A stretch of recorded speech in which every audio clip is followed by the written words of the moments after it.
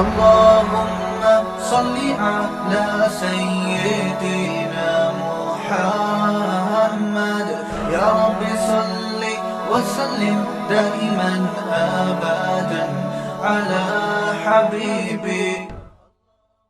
ایک خاتون کے داماد نے اس کی بیٹی پہ ہاتھ اٹھایا. غلط کام ہے, میں ہاتھ اٹھانے کو پروموٹ نہیں کرتا, کہیں آپ یہ سمجھیں گے شوہروں کو چاہیے بیویوں کو ماریں, ایسا نہیں ہے. لیکن عورت تھی سمجھدار, بیٹی نے گھر آ کے بتایا میرے میاں نے ہاتھ اٹھایا ہے. آج کل تو عورتیں اور گھر مائیں تباہ کر دیتی ہیں. تو ماں نے کہا بیٹا دیکھ شوہر نے ہاتھ اگر اٹھایا ہے نا تو کوئی تو بات ہوئی ہوگی. فوراً کیا کرتے ہیں, فون گھما کے داماد کو گالیاں دینا شروع کر دیتے ہیں. یہی ہوتا ہے نا آج کل مارکیٹ میں, اٹھا گیا تو نے ہاتھ کیسے اٹھایا, ہوتا کون ہے تو. پہلے تحقیق کر لو بھائی, بولا کیا ہے اس نے. ہاں کوئی ایسی بات نہیں ہے, اس کو بولو بھائی کیوں, یہ تو کوئی ایسی بات نہیں ہے جس پہ ہاتھ اٹھایا جائے, اور اگر غلط بھی ہے تو اتنی غلط تھوڑی ہے کہ ہاتھ اٹھایا جائے. تو بس جذباتیت کا شکار ہے, افراط و تفریط ہے, پولائٹ بننے کے چکر میں سارا بیڑا غرق ہو رہا ہے. صحیح ہے نا, یہ اسلام کے اخلاق نہیں ہے. ہر چیز بیلنس ہے اسلام میں, ہر چیز. کتنا پیارا اصول ہے, بچے کو 7 سال کی عمر میں محبت سے سمجھاؤ, مارنے کی اجازت نہیں ہے. چھوٹا ہے بھائی, نماز پڑھے ٹھیک ہے, نہیں پڑھے تو بھی ٹھیک ہے, 10 سال تک برداشت کرو. 3 سال تمہارے پاس ہیں محبت کے لیے, 10 سال میں بھی نماز نہیں پڑھتا تو اب انسان لاتوں کے بھوت ہاتھوں سے نہیں سمجھتے, اب ہاتھ اٹھانا پڑے گا آپ کو. اب نہیں اٹھائیں گے تو یہ پولائٹنس نہیں ہے, یہ آپ کے نالائق ہونے کی, بولو نا بھائی, دلیل ہے, آپ کے نالائق ہونے کی دلیل ہے. تو ہر چیز میں ایسا ہے, ہر چیز میں, ہر معاملے میں. آپ کا ملازم ہے, صحیح کام نہیں کر رہا, ٹائم پہ نہیں آ رہا, بزنس کا بیڑا غرق کر دیا, محبت سے سمجھاؤ, تمیز سے. 2-4 دفعہ کے بعد چل بھائی چھٹی تیری, نکل پتلی گلی سے, ٹھیک ہے نا. یہ فیکٹری ہے, ہم نے کو ایدی سینٹر تھوڑی کھولا ہوا ہے ہم نے یہاں پہ. ہمارے ایک رشتے دار فیصل آباد میں, ان کی فیکٹری تھی کپڑے کی, مجھے لے گئے. ویسے مجھے شوق بھی ہے چیزیں دیکھنے کا, کیسے بن رہا ہے, کیا ہو رہا ہے. تو ملازم بڑے تمیز سے کام کر رہے ہیں. میں نے کہا پہلی دفعہ دیکھا ہے ملازم اتنی تمیز سے. انہوں نے کہا ٹھڈے مار مار کے ان کو انسان بنائے. ٹھڈے مار مار کے کیا بنا ہے, کہہ رہے بیٹھے رہے, کہتے تھے جب آتا تھا سو رہے ہوتے تھے, کام ہی نہیں کرتے. دہاڑی پہ تو ایسے ہی ہوتا ہے نا, کمیشن پہ کام ٹھکا ٹھک ہوتا ہے, دہاڑیوں پہ کام ایسا ہی ہوتا ہے. تو یہ نہیں ٹھڈے وڈے نہیں مارے, تمیز, اصل تو تمیز ہی ہے, لیکن تمیز کی بھی ایک کیا ہے میرے بھائی, حد ہے, حد ہے تمیز. تو مسلمان چونکہ ہماری زندگیوں میں بیلنس ہی نہیں ہے. اصل تو اخلاق ہی ہیں, یاد رکھو. اصل کیا ہے, یہ نہیں کہ اصل سختی ہے. اصل کیا ہے, جو کام اخلاق سے ہوتا ہے وہ سختی سے نہیں ہوتا. اسلام نے اصل تو اخلاق سکھائے. آپ صلی اللہ علیہ وسلم نے فرمایا قیامت کے دن میرے سب سے قریب وہ ہوگا احسنہم اخلاقا, جس کے اخلاق سب سے اچھے ہوں گے. گالیاں, ٹھڈے, یہ کوئی تہذیب نہیں ہے. مار دھاڑ, گھروں میں چیخو پکار, گالیاں دے رہے ہیں رشتہ داروں کو, گالیاں بلب کے رشتہ داروں کو. بھائی کہ لائٹ اگر جا رہی ہے تو گالیاں دینے سے لائٹ تھوڑی آ جائے گی, ٹھیک ہے نا. نہ بلب کے رشتہ داروں کو گالیاں دینے سے لائٹ آئے گی, نہ بلب کو گالیاں دینے. آپ کی زبان کیا ہو جائے گی, خراب ہو جائے گی. تو اصل تو اخلاق ہی ہیں. حضرت انس بن مالک رضی اللہ تعالی عنہ نے 10 سال نبی کی خدمت کی ہے, بچے تھے. فرماتے ہیں ایک دفعہ بھی ایسا نہیں ہوا کہ میں نے کوئی کام نہیں کیا اور آپ نے یہ پوچھا کیوں نہیں کیا, اور میں نے کوئی کام نہیں کرنا تھا اور کر دیا تو آپ نے یہ پوچھا ہو کہ کیوں کیا. بس جتنا کام کر دیا ٹھیک ہے, نہیں کیا تو بھی ٹھیک ہے. نبی صلی اللہ علیہ وسلم نے حضرت انس بن مالک کو ایک دفعہ کسی کام سے بھیجا. وہ بچے تھے, بجائے کام کرنے کے بچوں میں کھیلنے لگے جا کے. تو آپ صلی اللہ علیہ وسلم گئے, دیکھا بھائی کہاں ہیں, تو دیکھا وہ تو کھیل رہے ہیں. تو آپ صلی اللہ علیہ وسلم حضرت انس بن مالک کے پیچھے جا کے کھڑے ہو گئے. حضرت انس نے پیچھے مڑ کے دیکھا تو آپ صلی اللہ علیہ وسلم کھڑے ہوئے مسکرا رہے ہیں, کچھ بھی نہیں کہا. سمجھ رہے وجہ کیا ہے بھائی, یہ تو اپنی ان کی والدہ نے گفٹ دیا ہے نا خدمت کے لیے, تو اپنی مرضی سے خدمت کر رہے ہیں, اس میں سختی کیسی. ٹھیک ہے خدمت کر دی تو بھی, اور بچوں کے ساتھ تو ویسے بھی شریعت میں سختی نہیں ہے, بچوں کے ساتھ تو بہت نرمی ہے. میں تو وہ جو ٹھڈے مارنے کی بات کروں تو 30-35 سال کے تھے نا جو پڑے ہوئے ہیں. تو آپ صلی اللہ علیہ وسلم کے ہمیں سیرت میں سختی بھی ملتی ہے اور نرمی بھی. رحمت للعالمین. ایک ایتھیس نے اعتراض کیا یہ رحمت للعالمین ہے اور جناب گردنیں اڑانے کا حکم بھی دے رہے ہیں, یہ کیسے رحمت للعالمین ہے؟ بھائی رحمت للعالمین کا یہ مفہوم کہ کسی کو کچھ بھی نہ کہیں یہ رحمت نہیں ہے, یہ انسانیت کے لیے زحمت بن جائے گی یہ عادت, تو کیونکہ اس صفت کو فالو کرنا ممکن نہیں ہے. رحمت کا معنی ہر لحاظ سے جامع شخصیت ہیں آپ صلی اللہ علیہ وسلم. مشہور واقعہ کئی بار سنا چکا ہوں, دوبارہ سنا کے بس پھر آگے بڑھتا ہوں, کہ ایک شخص نبی صلی اللہ علیہ وسلم کی جاسوسی کر رہا تھا, گرفتار ہو گیا, تو آپ نے حکم دیا اس کی گردن اڑائی جائے. اب دیکھو گردن اڑانے کا حکم دینا بظاہر یہ رحمت کے خلاف ہے نا. ہم ہوتے ہم کہتے ہیں نہیں بھائی گردن کیوں اڑائی جائے, اسلام تو بہت وسیع مذہب ہے, ٹھیک ہے نا, اللہ بہت غفور رحیم ہے. آپ صلی اللہ علیہ وسلم نے حکم کیا دیا گردن, کیونکہ نہیں اڑائی تو یہ اپنے ساتھیوں کے ساتھ ناانصافی ہوگی, کل دوبارہ جاسوسی کرے گا. ہمارے ساتھ پہلے اپنے لوگ ہیں, لیکن اس نے اپنی 6 بیٹیوں کا واسطہ دیا کہ میری 6 بیٹیاں ہیں, میں 6 بیٹیوں کا باپ ہوں, آئندہ نہیں کروں گا. آپ صلی اللہ علیہ وسلم کو اس پہ ترس آیا اور آپ نے اس کو چھوڑنے کا حکم دے دیا. دوبارہ گرفتار ہو گیا, دوبارہ کمبخت جاسوسی کر رہا تھا. پھر اس نے اپنی 6 بیٹیوں کا واسطہ دیا, مجھے نہ مارے, میری 6 بیٹیاں ہیں. تو آپ نے کیا فرمایا؟ لا یلدغ المؤمن من جوہر مرتین. مسلمان ایک سوراخ سے 2 دفعہ نہیں ڈسا جاتا. حکم دیا اس کو مار دو, اس لیے کہ اس کی بیٹیوں کا خیال کریں یا اپنے ساتھیوں کا خیال کریں. کیسا بیلنس اس میں, اصل بتا دیا کہ اصل رحمت ہے. ایک روایت میں آتا ہے تخلقوا باخلاق اللہ, اللہ کی صفات اختیار کرو. اللہ کی صفت کیا ہے؟ جود و سخاوت ہے اس میں. اللہ کیا ہے؟ غیرت والا ہے. تو ہمیں بھی اپنے اندر کیا پیدا کرنی ہے؟ غیرت.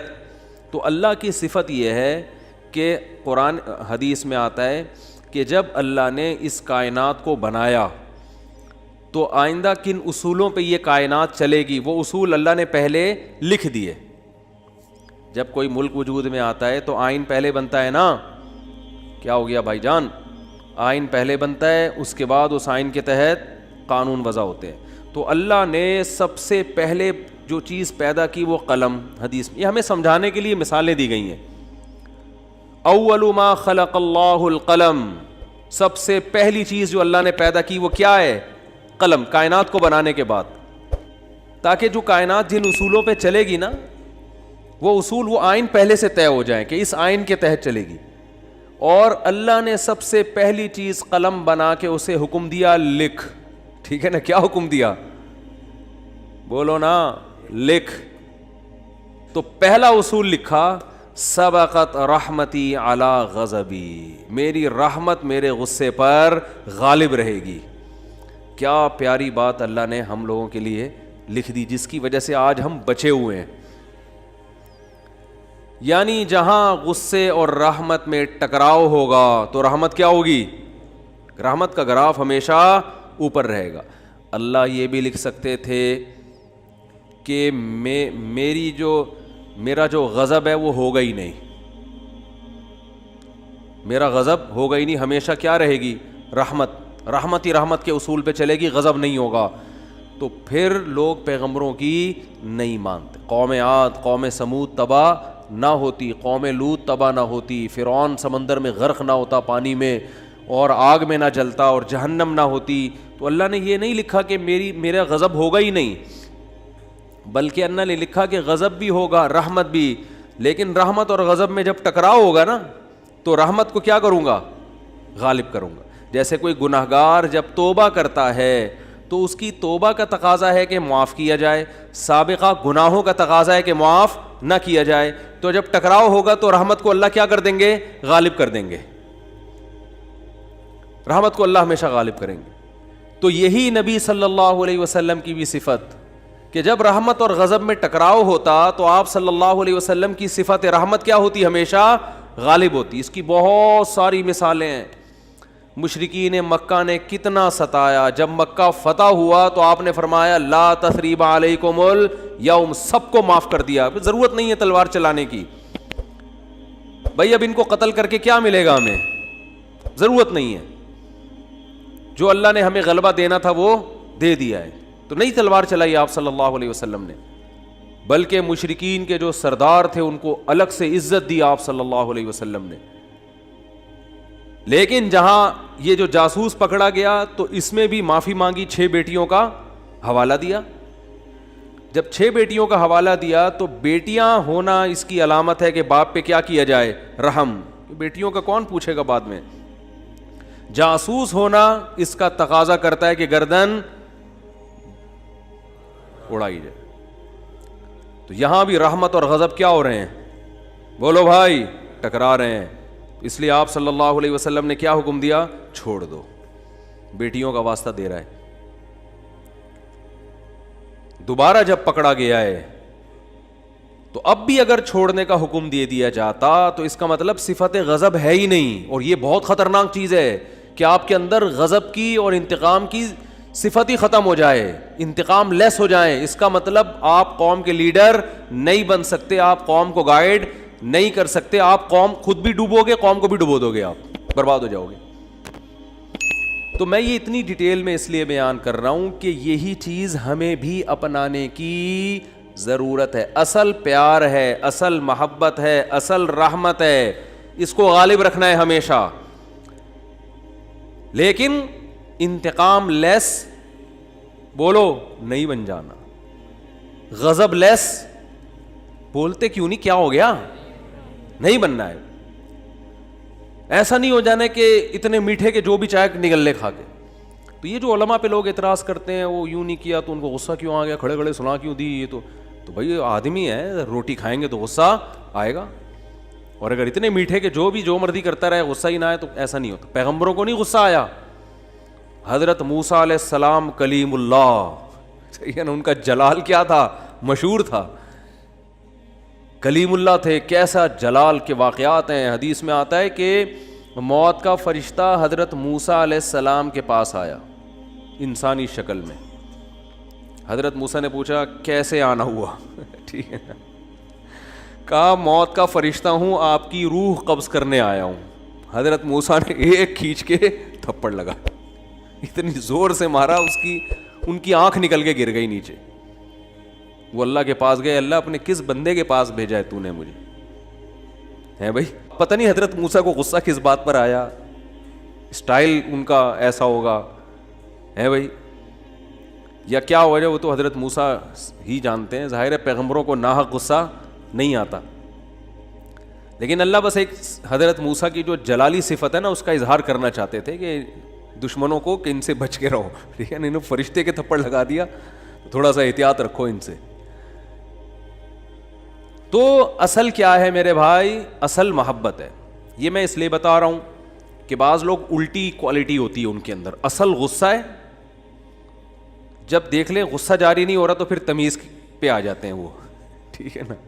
شروع میں کیا کرتے ہیں, غصہ اور مار دھاڑ اور گالیاں یہاں سے شروع کرتے ہیں پہلے, یعنی آپشن یہ ہوتا ہے ان کا. اگر اس سے بندہ قابو میں نہیں آیا تو ان کو اندازہ ہو جاتا ہے یہ قابو میں آنے والا نہیں ہے, پھر وہ کس سے بات کرتے ہیں, تمیز سے بات کرتے ہیں. بالکل اس کی مثال ہے, ایک آدمی نے کسی کے چاقو رکھا, بولا تیری جیب میں جو کچھ ہے نکال دے, اس نے ٹیٹی نکال دی, ٹھیک ہے. اب یہ کہہ رہے تیری جیب میں جو کچھ ہے نکال دے, ٹھیک ہے. یعنی سامنے والا اگر آپ سے بھی بڑا فنٹر نکل آیا, آپ سے بھی بڑا فنٹر نکل آیا تو پھر آپ کہتے ہو بھائی یہاں تمیز, یا تمیز سے بات کے علاوہ آپ کے پاس کوئی آپشن نہیں, فوراً غصہ ٹھنڈا ہو جاتا ہے. تو یہ غلط ہے. نہ تو غصہ لیس ہو جانا ٹھیک ہے کہ کچھ بھی ہوتا رہے. اور چونکہ میاں بیوی میں بہت ہو رہا ہے آج کل, یہ بہت زیادہ پھڈے جھگڑے, داماد ایک نمبر کا ہیروئن چرسی کہیں کا الو کا, کیا بولوں میں, اور برداشت پہ برداشت, نہیں کل ٹھیک ہو جائے گا, نہیں پرسوں ٹھیک ہو جائے گا. وہ بھائی نہیں ٹھیک ہوگا, یہ چھوڑ دو اس کو.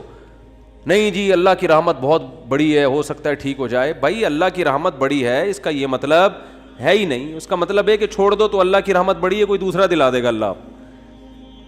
جب ثنا خان کو مفتی انس مل سکتے ہیں اور مفتی انس کو ثنا خان مل سکتی ہے, تو اس کا مطلب کسی کو کسی بھی ٹائم پہ کچھ بھی مل سکتا ہے.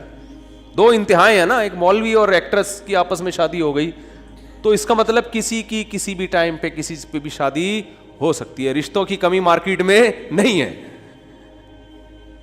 تو ایسے ایسے الٹے الٹے لوگوں کو لوگ برداشت کر رہے ہیں کہ ہو سکتا ہے کل ٹھیک ہو سکتا ہے. بھائی ایک حد ہے, حد ہر چیز میں کیا ہے, ایک لمٹ ہے.